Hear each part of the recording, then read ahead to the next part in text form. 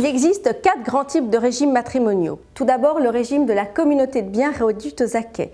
C'est le régime légal auquel vous êtes automatiquement soumis si vous ne faites pas de contrat de mariage. À côté de ce régime automatique, il y a 3 grands régimes conventionnels que vous pouvez adopter en établissant un contrat de mariage. Il y a le régime de la séparation de biens, le régime à l'opposé de la communauté universelle et enfin le régime de la participation aux acquêts.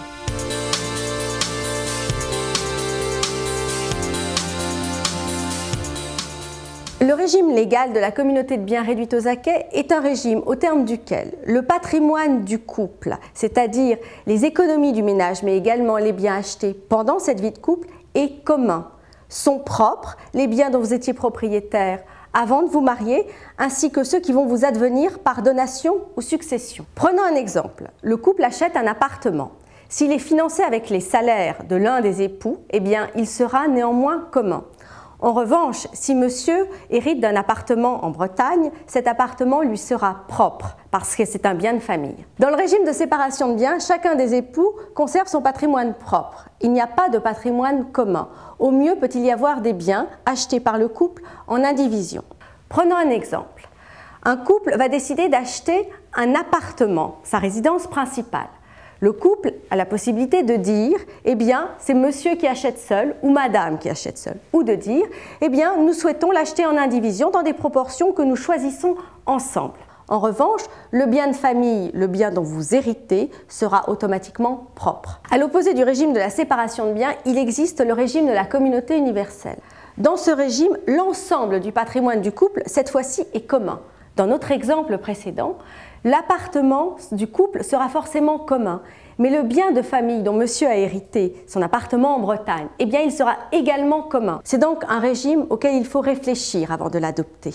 Le régime de la communauté universelle est un régime que nous conseillons généralement au moment du passage à la retraite. Il existe enfin un 3e régime, le régime de la participation aux acquêts. On le qualifie souvent d'hybride. Pourquoi? Parce que pendant la vie du couple, il est régi par les règles de la séparation des patrimoines.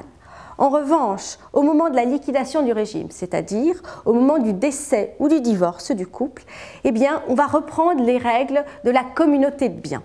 Reprenons notre exemple. Le couple a décidé d'acheter un appartement. Monsieur le finance seul. Il lui appartiendra en propre. En revanche, au moment de la dissolution du régime matrimonial par décès ou divorce, monsieur devra automatiquement à son ex-épouse ou aux héritiers de son épouse en valeur la moitié de l'appartement. Pour l'appartement de Bretagne, le bien de famille de monsieur, celui-là lui restera toujours propre.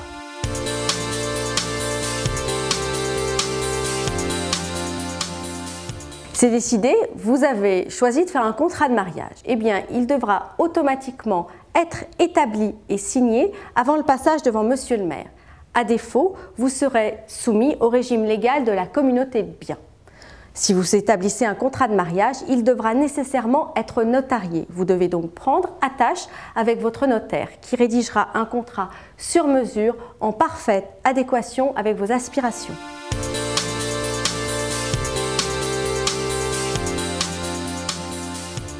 Vous avez la possibilité de changer de régime matrimonial au bout de 2 années de mariage. Bien évidemment, ce changement doit être motivé par l'intérêt de la famille.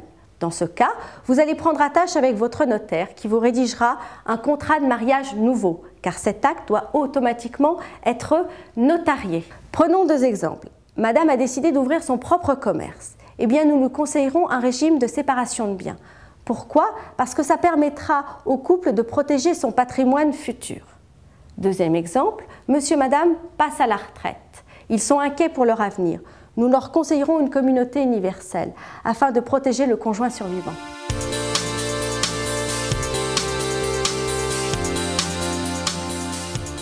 Votre contrat de mariage vous coûtera environ 370 €. C'est un acte tarifé dont le coût est fixé par l'État. En plus, si des conventions particulières sont rédigées avec votre notaire, pour des points spécifiques, une convention d'honoraires particulière pourra être établie.